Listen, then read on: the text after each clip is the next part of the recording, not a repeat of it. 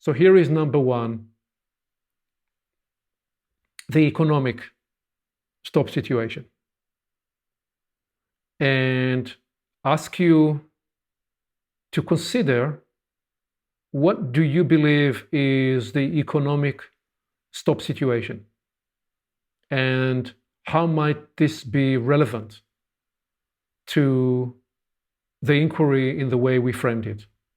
And to give you a starter, here is my starter reasoning. And again, what we are looking for are just starter considerations into each of those spaces. So I'm proposing that for several decades after the Second World War, we were living in a unique time and permission where most Western democracies were experiencing significant growth and improvement in quality of life. And what you could trace as a central feature in most of those nations was an improved social mobility, improved quality of life, improved range of possibilities.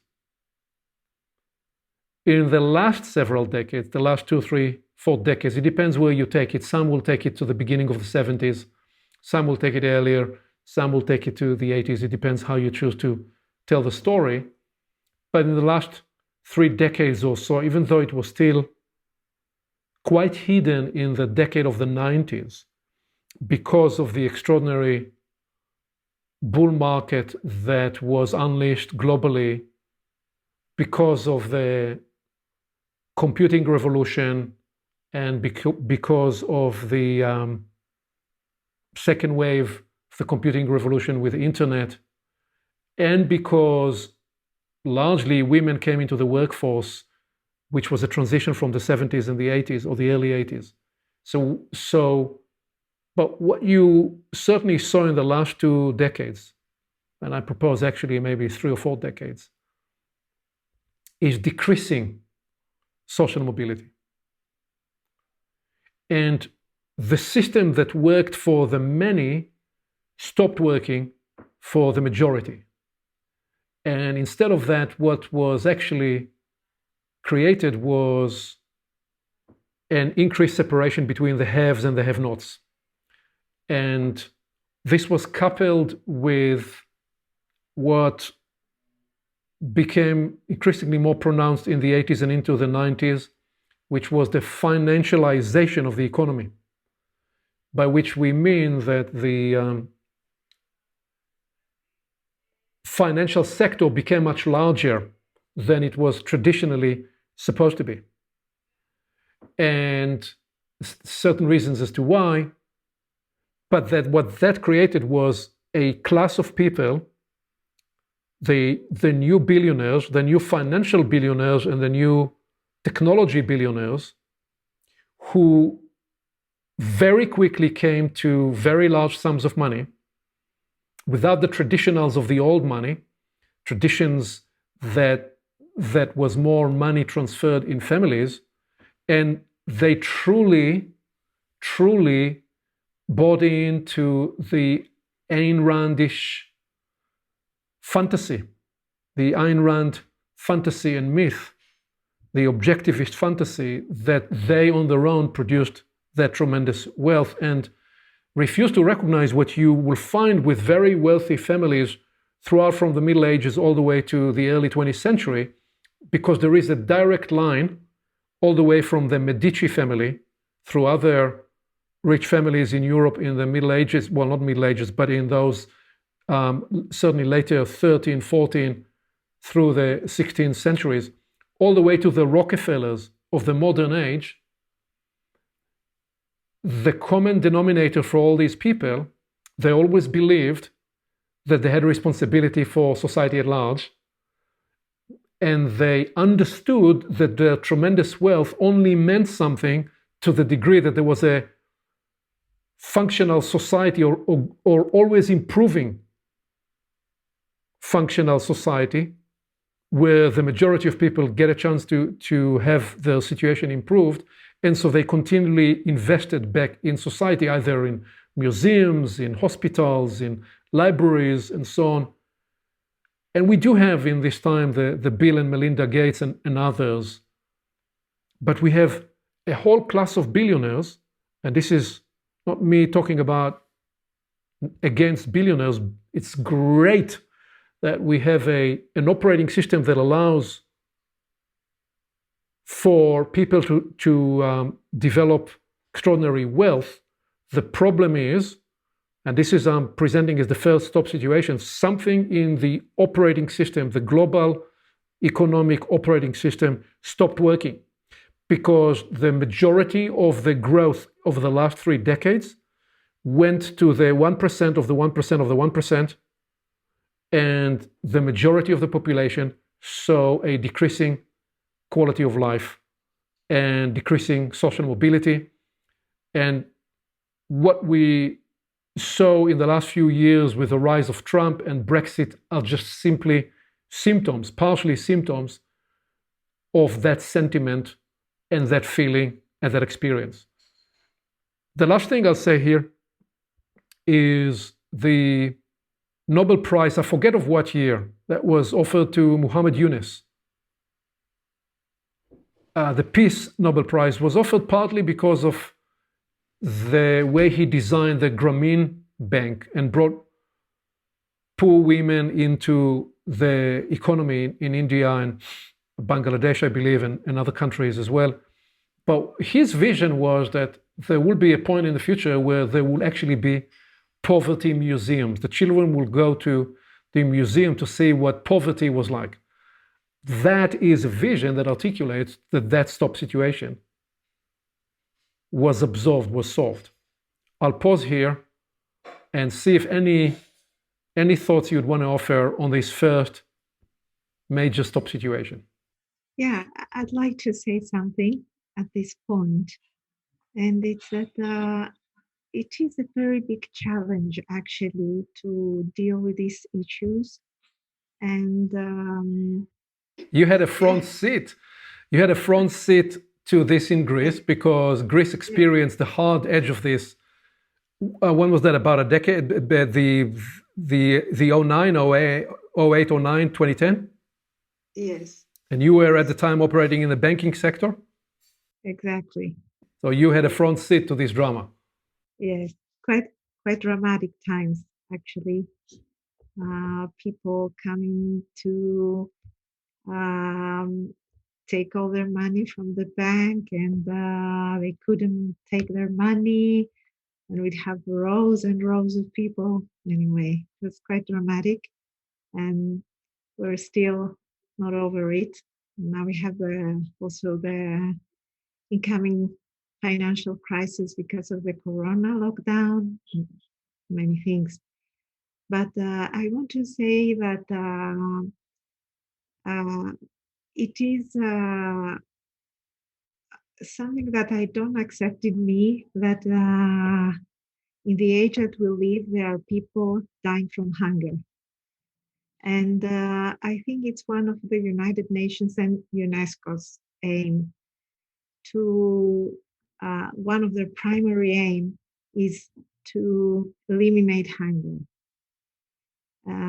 There are so many foods thrown away, and as you said, the luxury that some people live, it's so extreme, and then we see really people dying from hunger, and this we cannot accept as humanity at this point where we found ourselves.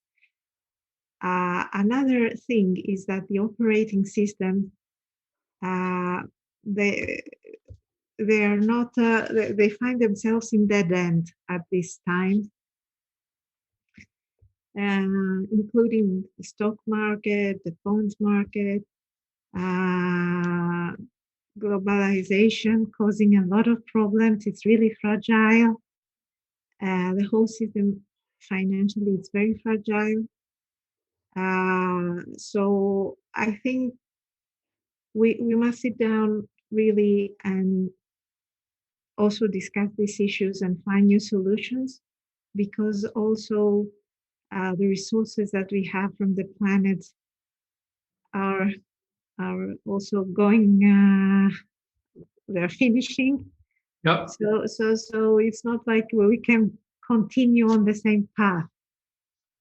Some serious conversation need to be done, and new operating systems can happen. Maybe things were functioning up to now, but it's by no accident there are so many financial crises, and it only takes a pandemic for the system to explode, and it's already exploding actually in many countries, and we need to find other ways. So you already mapped there box number 7 and box number 8. We'll get to them in a minute. I'm not surprised. They're all connected. This was the point. And I actually spoke to already both the economic and the ethos and the culture, because when I spoke about the Rockefellers of the world, which you could argue when you tell the story that the way he got to the position, he used all sorts of means that you would strongly disagree with or use much harsher words, but he then saw it to be his responsibility to invest back in society.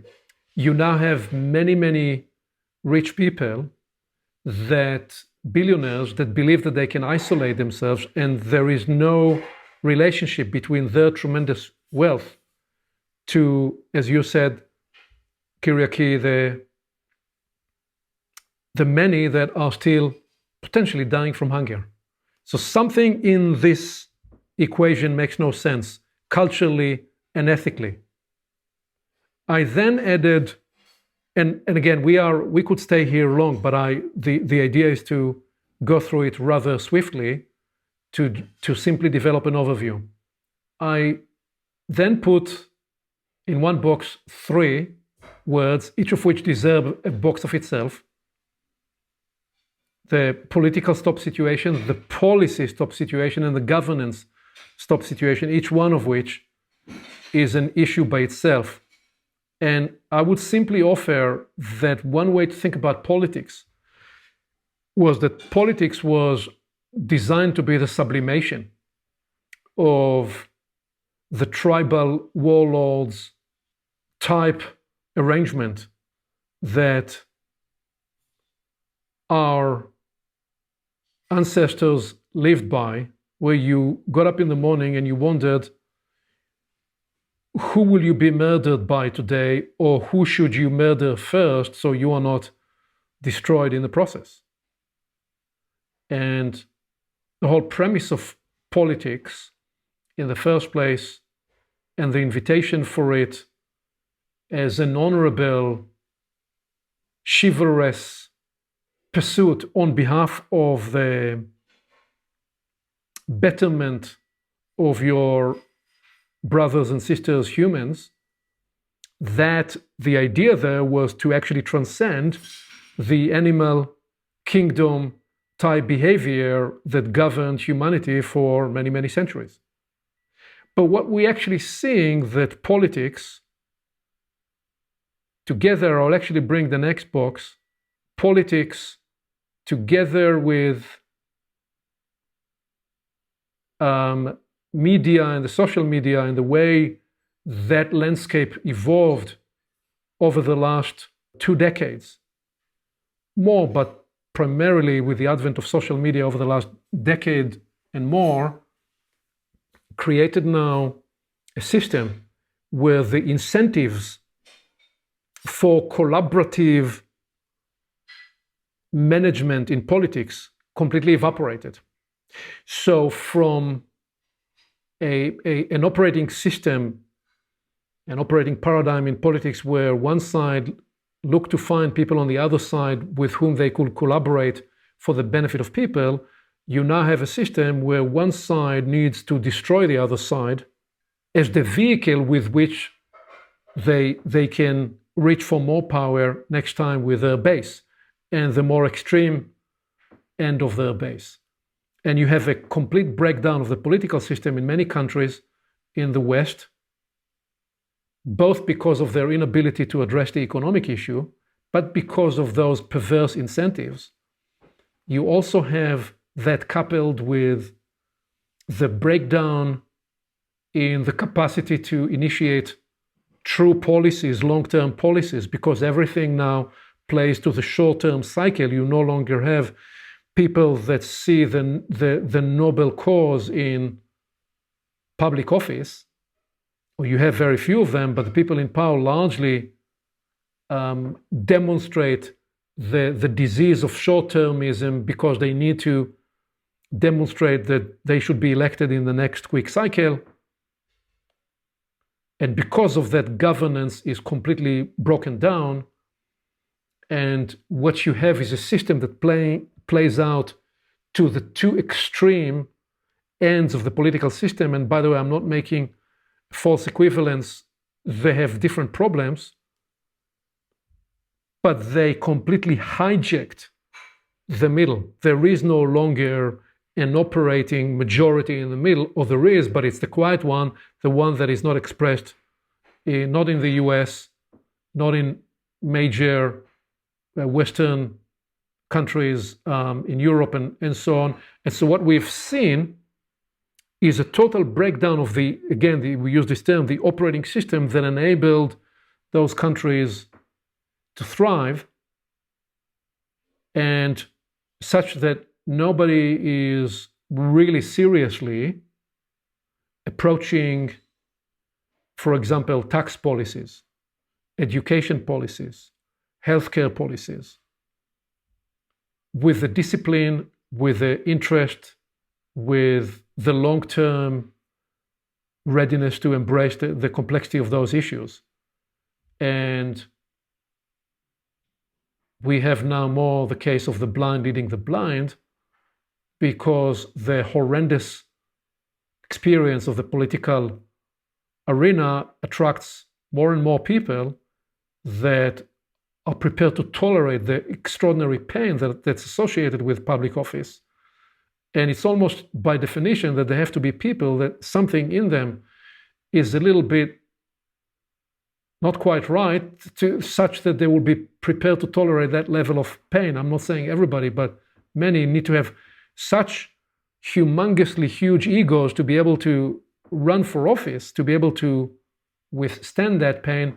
And you have a vicious cycle that represents that political policy and governance, in terms of operating government, blockages that prevent us from enacting smarter, wiser, regenerative, collaborative policies that will serve the betterment of the majority of people inside an echo chamber of media and social media that incentivizes conflict and polarization. And what you have is a very broken system. And that's why I'm asking that we look at it in the context of how those problems interrelate with each other and thereby become entrenched. I said a lot there. I'm going to let you all chime on this and bring whatever you want to say on this. Please. I would put these questions as a subset of the prior question. What are we doing here? What are we supposed to be doing on this planet? What is the point of human life? I don't see how you can fix this system without changing the goal of the system and the purpose of the system. A phrase that I've used mostly just with myself, but for years, is that there are no solutions that are not spiritual solutions. And what I mean by that is that what is the greater premise behind what we're doing What are the reasons why we're doing something? Capitalism for profit's sake is not a goal of a civilization, or shouldn't be, I don't think. So what is the purpose? Where are we going? What are we trying to become? And if we were to hope that could become in support of being human and moving forward the purposes of life in general and human life specifically and individuals' life most specifically, then you've got to begin with that. You've got to change it to that premise. Why are we doing everything we're doing? Because the polarity of, I like it this way and I like it this way, it has no way to grow because it's just fighting itself. To be British for a minute, I'll use two negatives. I'll say I don't disagree with you. The logic you are offering is that we must begin with first principles before we engage the second principles. And you're saying this needs to be addressed at a purpose inquiry, at a spiritual level. And you understand that it would be very easy for me and very natural for me to approach it in the way you're proposing. And I've deliberately taken myself and taken us today in this circuitous journey, because the risk is that if you begin this indeed as a purpose inquiry or a spiritual inquiry, which are more what I will show in box 12 here, if you begin there, you're probably not going to include all these other boxes, and you will lose many people before you include much more, because that is your starting point. But for others who want to perhaps come into this conversation, and I want to create a framework that will allow them to come into this conversation, we need to name at least those issues as part of the picture. That's my reasoning as to why we are approaching it in the way we're approaching. And that's why I said in the first place, we're not trying to actually answer the question. We're trying to be diagnostic, to map the layers of the challenge that we're looking at. So yes, absolutely yes to the logic that you assert there, Peter. I'd like us to still hold back that dimension and naturally bring it as we bring all 12 dimensions together. Avshalom, you're going to come in on this. Yes, please. I would add another word, which is spiritual, or spirituality is definitely a high place to begin to approach. I will use a mid-term word, which is ethics. Because any sphere of human activity that we would approach or look at is in one way or another infected with a lot of diseases. And if we want to find a new operating system to replace a failing one, then we can't not eventually, it's very clear, reach the ethical and the spiritual dimensions, rather than the technical or the ways and means to run this system or another system. If we look at economy or we look at politics, it's easy to attach, one word for me for each territory to touch upon its internal failure. Mm-hmm. For example, it would be greed to economics and control to politics. Mm-hmm. And it has been running along human history from the first moment politics came into the world and economics came into the world. So there is no solution for real, if values and ethics are taken into consideration. Yes. So ethics, in the way you frame it, is certainly the intent in the second box when we talked about cultural and ethos and ethical and values will all be part of that second inquiry or second space there. And I do think you're right that that is more accessible to some, the lens of the ethical or the values exploration than spiritual. So let's hold back on the spiritual and on the purpose and include in that second box there the ethical, the cultural, the ethos of leadership, and the ethos of the elite in terms of the intellectual elite, the financial elite, the political elite, the business elite. All those, they had a responsibility to use their position of power to work for the betterment of the whole. That's the premise of a functioning society. People don't, the statistics, the literature, the research is very, very clear.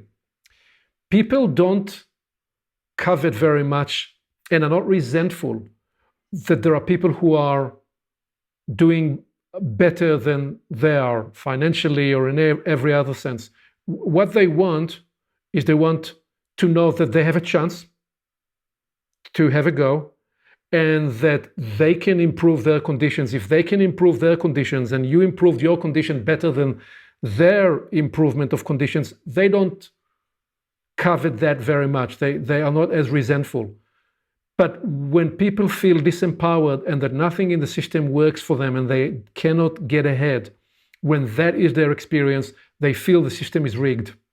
When they feel the system is rigged, we see what we are seeing over the last decade in many countries. It unleashes dangerous societal and cultural powers. Mm-hmm. Peter, you were going to come in on this and yeah, I would just add the idea that what does a person base their values on, their ethics on? Because they will always be challenged in any course of any life. The ethics and integrity of a person will be challenged. So it becomes very important what you pin those things to. And so I would just make the case that the greater the thing that you pin those to, the easier it is to hold to them. If it's just because I don't want to be seen as, wicked by my peers, that's not going to take you very far. They're doing the same thing. So what is your reference? What is your reference to integrity? So I would just make the case that it has to be pinned to something that is immovable. You once again want to tie every inquiry into the first principle. I already agreed with that logic completely.